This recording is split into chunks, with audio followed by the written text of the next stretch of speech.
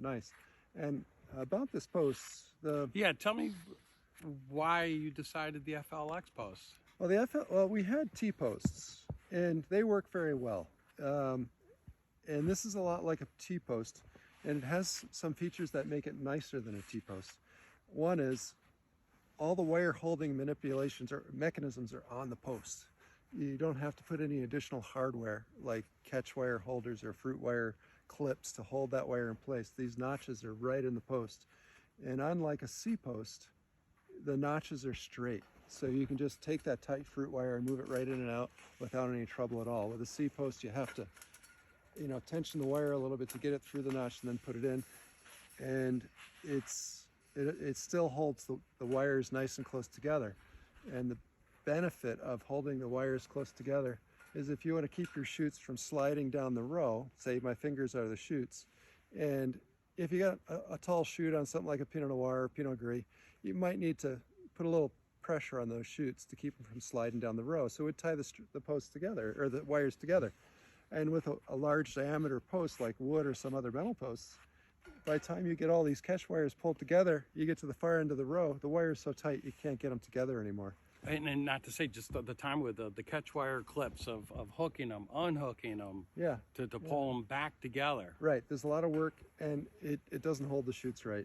So the metal posts work better for us, and so far these are the best metal posts we've used, both for ease of use when the trellis is established and the vines have shoots on them, and installation. And we drove 7 acres of these posts so far, and we haven't bent one of them. We've hit numbers of rocks. They just don't bend. They're like springs. And you're using a real post driver, not like it's a shaver or a vibrator. We're using it's the Wheatheart rear side slide, right. And it's something that you drive in your end anchor post 5 to 6/8, and no post driving cap needed. Nothing. Did you?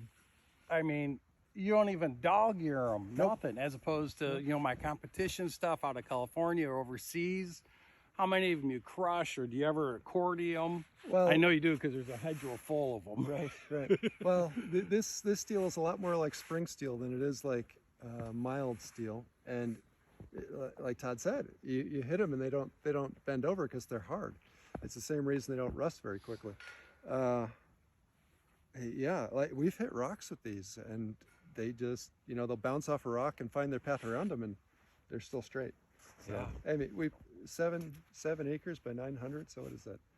5,600 posts? Yeah, I think that's what you did. How many did you ruin putting in 5,600? Not one. 100%. 100%. And Impressive. Other posts that we've driven, that's usually the point when you find out how good or bad your post is when you're driving it. And we've bent up a bunch of T-posts and a bunch of C-posts, but not one of these. Yep, so. and be it all different kind of manufacturer. When he's saying C-post, kind of the profile of it, or the rolled edge post, they're just... Yeah, I can't come up with a letter for this one. Yeah. Is it a C or a T? No? No, or a W, or not really. But, channel post? Yeah. But yeah, they're tougher than nails. And they're made in the East, and so you're saving on shipping. It's American jobs. It's American trucking. And it's recycled. It's made out of railroad iron. Yeah, that's awesome. And actually, if you're running an organic operation, I got some apple growers. They depend on steel, right, rather than wood. Well, looking for something else for that organic, and then how they'll do your scoring system and stuff. And he got the extra bonus points because it was recycled product and recyclable. And there's all those considerations, and there's no harsh finish to leach out. And I mean, you can get them painted and powder coated, but kind of a waste of coating, isn't it? And it's a waste of money. Yeah. I don't know why, but you could. Now these posts, and we can do this. We can design a post, the fabrication to meet your needs. But typically I'm gonna have an 8-foot post in stock, and we are kicking around the ideas, the benefit of trying how to come up with one post, and I'm considering having a 9-foot made, and just getting the right notches, because with fabrication it'd keep costs down, because Each one of these is a function, and that, you know, somebody's handling it, moving it, it costs money. But, you know, the New York, our East Coast growing conditions are so different than California, but yeah, everybody's trying to apply California environment to here, and it's a different world. You know, they're using 13 gauge class 1 wire, right, and trying to apply it out here, and I think that's foolish.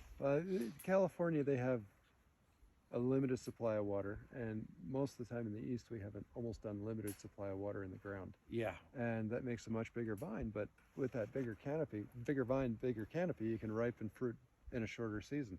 So we don't have a California season, we don't have California lack of rain, but and then they don't have the frost conditions and all those type of things, and you know, then the changing of wet ground, dry ground, and the rocks. I mean, they got a lot of easy stuff going for them, no less when you get into chemicals about.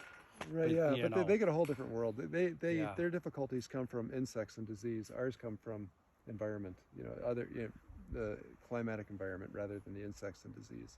So, but at the end of the day, everybody's got a labor problem. Oh yeah. And would you agree that these posts drove in better? And you were using a traditional post driver that you would use for like building a deer fence or a cattle fence, you know, a drop hammer. I think it's like a 750-pound drop head on it. And look at the post. Any of the competing posts, you got to put a drive cap on it because you'll booger them up, or you got to do pilot holes or what if you hit a rock and I don't know, there's 1 or 2 rocks here in the east, and I loved how you coined that word. It found its path around it. It did. I like that term. Oh, you hit it a few. One thing we don't do is we don't raise the hammer all the way up with any of the posts. And you don't need to. Right. But if you hit it and you hit a rock and you just hit it, you know, with only about 6 inches of elevation on the hammer, it'll just either go through the rock or find its path around it. Yeah. We didn't have to pull one out because it was crooked. Yeah. So And I see that you actually don't even use any line bosses here. In other words, like every fifth panel, you know, like a 4 to 510, you know, like you would do that normally with the T-post. No, actually we don't here. You don't? Okay. But you know places they do, and it's a good idea. Where you run into trouble is if you have a wet year with a heavy crop load, right? And you don't have that resistance. Yeah. Right. And it knifes through the soil. Right. You'll get one post that starts to lean, and then they all start to lean. But the recuperation is you go in the winter when you're done pruning and you know, work on it, push them all back straight. But like with anything, it's the amount of surface profile that you have of which the ground to create resistance to it. And this is a good balance to meet your need, not overbuilding. And there might be times and places, especially your conditions of a wind load, a prevailing wind load, it might be a good idea to put a line boss through the middle of the vineyard, you know, given your certain environmental conditions. If in the next 20 years, if we have some trouble, we'll consider it. You'll address it then. Yep. And you know, and you do a good job doing the equilateral triangle post system. Sort of, I know, and I see a lot of people getting away from it, but you got to be careful what you cheat there because you're going to lose something somewhere else. But definitely maintaining the diameter of your end anchors, or you know, any of those earth anchors, like a gripple anchor or something, they're good, but you know, with your soil and stuff, well, you might have to put 2 in or 3. It's always a compromise somewhere, but you can't compromise on your freaking anchors, and people like to cut that corner. And what other benefits do you see working with my FLX Post? Besides you buying them from me. Yeah, that's a great thing. The ease of the movement of the catch wires. I mean, if you got chutes down here, say this is a fruit wire, and you pull this catch wire out, and your chutes are out a little bit, it's super easy to move that around and put it back. And it nestles quick and easy. Super easy to position chutes with. Works nice. And you were mentioning too about, I know people talk about these popping out, but I can feel that once you got your vine tied onto it, what you observed. Yeah, before you get your vines tied, these can kind of float around, and you got to find them back into the notch there. But after the vines are tied on, they don't go anywhere. And this helps also because it's a very flat site. If you had undulations, you might, you know, the ground is going up and down, you'd have a little bit more stress on that. But again, the vines would hold it right in place. Yep. So. And that's easily answered. There's, you know, there's different wire ties and stuff that, you know, and through that undulating ground. You want me to move over a little bit there, Trevor? Okay. Sorry, I moved. That undulating ground, be it up or down, there is a wire tie, or you could even take a softer wire and just wrap it around, give it a twist tie. In those unique positions. You're not talking about every post. You're talking, that's you know, right. 1 or 2 posts down the road might need In a some dip help. or a high spot. Yep. I wouldn't, honestly, I wouldn't worry about it. I would see what happened and then address that spot. Exactly. Yeah. Yep. As you go. A great post. So.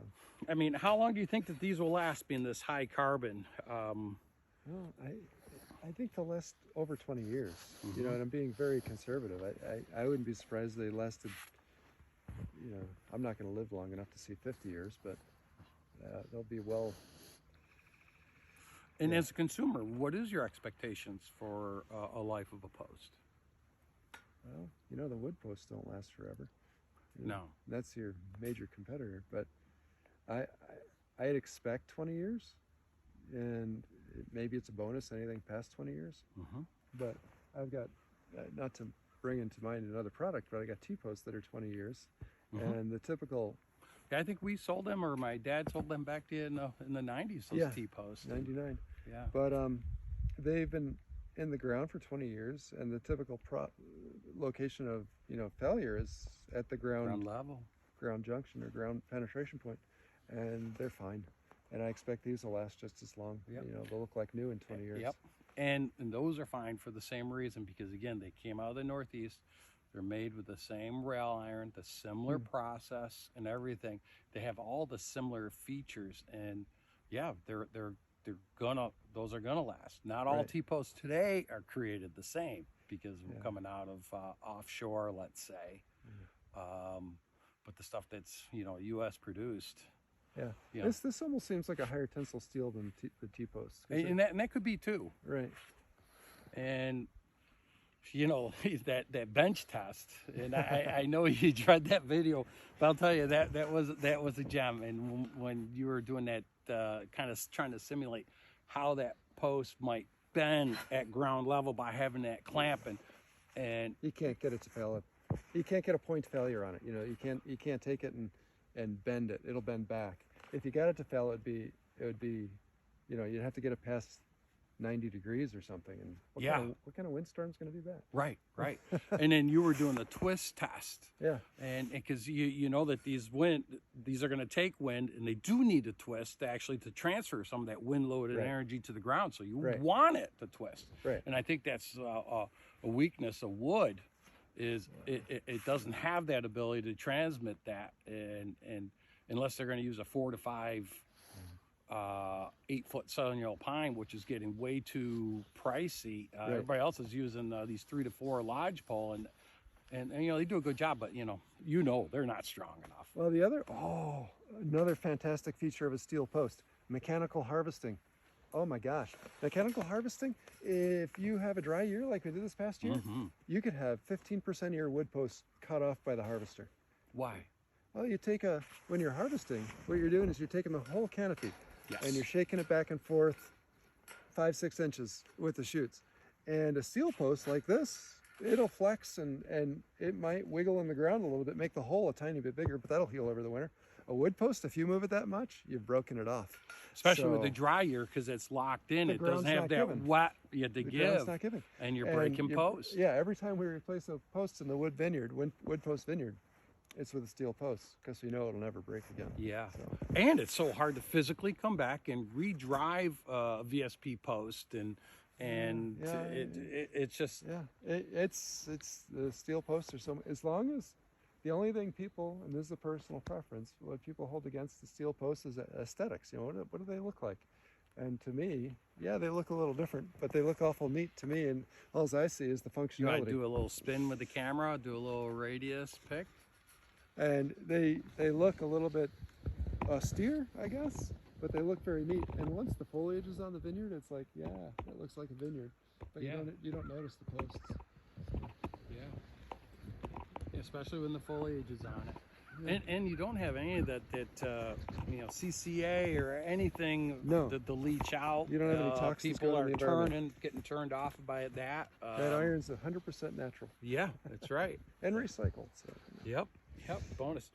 And the other benefit too is, you know, with the wood post, they're not cheaper. You're getting, you know, less on a load. Like if you were to run up to my place and get a bundle of post, well, this bundle of post you can bring back 200.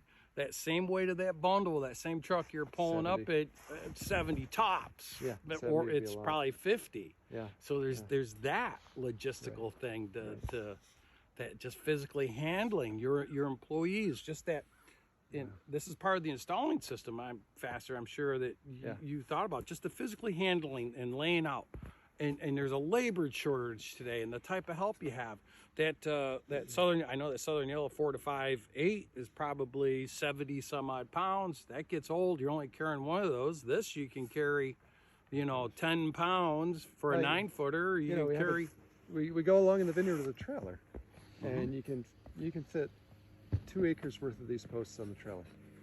Yeah. 2 acres worth of posts behind a Kubota RTV, and you can't do that with wood posts. And then it takes 3 times as long to pound, and then you got to come back and staple.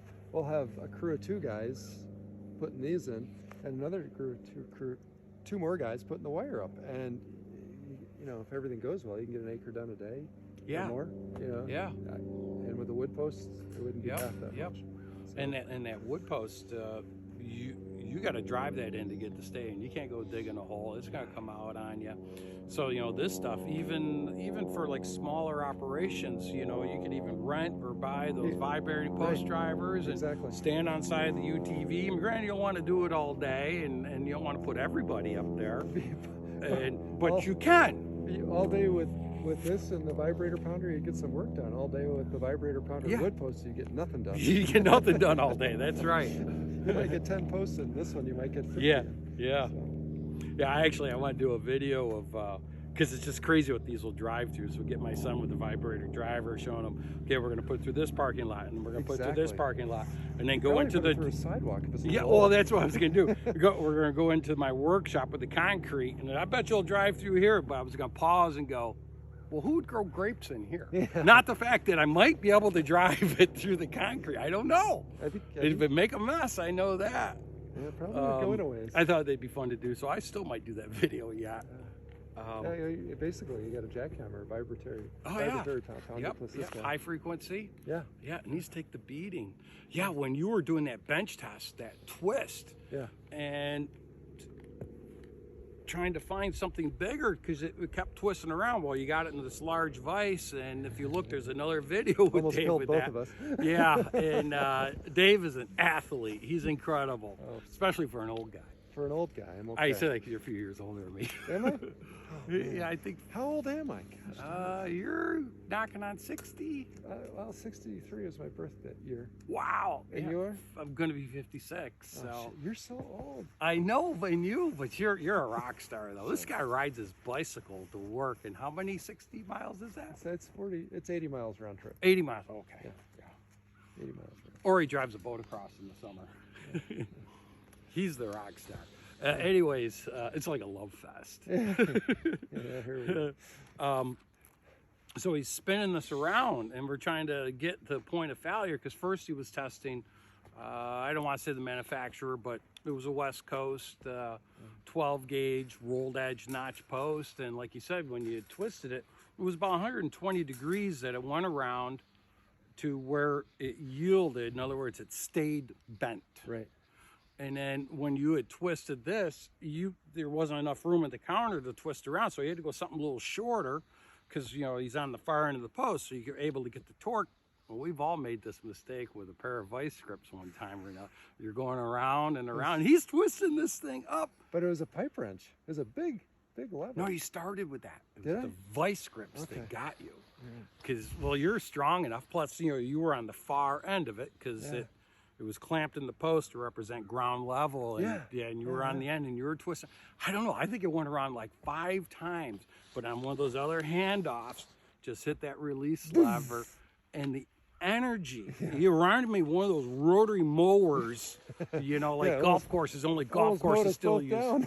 Yeah, and went up and over your head. And I loved your freaking reflexes that you had. Me, I would have just, it would have taken my head off. But the energy that had stored up and released. It's a spring, yeah, and then it laid there on the ground. It's the same post. I'm running around the back of my truck, still demoing and bending. And you lay it on the concrete from one end to the other end. It has a catawalkie. It might be 1/8 of an inch tip. Yeah. That's how much it yielded with what, 5 rotations? Yeah. And we've twisted it the other way with other people, and maybe we'll do that.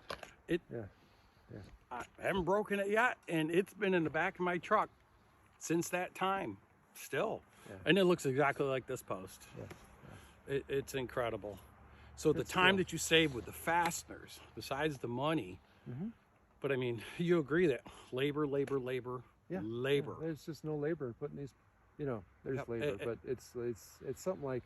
But your lack of available labor, so many people are facing today. Oh, yeah. But this is a quarter of the labor of putting a wood post in and putting staples in. Maybe it's a quarter. Maybe it's less. Maybe it's less than that. Yeah. It's incredible. Yeah. Good posts. And again, that you can't overstate, if you're going to machine harvest, by golly, these don't get broken off. Yeah. It's a big deal. You know, by the time you get through, I think we counted probably 200 posts in the wood post vineyard this year, because the ground was so dry and the harvester just broke them off. And he wasn't even sliding around. It's just the normal shaking. And no give. No give in the ground. Right at that fixed point. Yep. Anything wood like that's gonna break. Yeah. Now, what do you think about like bird netting? I mean, drape over is going to be a hassle anywhere, but well, sometimes you can't get away from it, Todd. Yeah. You know, think of it as we have both, and we're able to divide the crew up and make best use of crew. So we'll have some guys putting the side curtain netting down quick, and other guys running the other, and all the netting goes out in a few days. And if we had just one or the other, it'd take a little longer, and maybe we'd have more bird damage. But the over-the-road netting is better. Well, maybe they're both necessary for ice wine these days. You know, the birds and the deer seem to be pushing through either one on its own.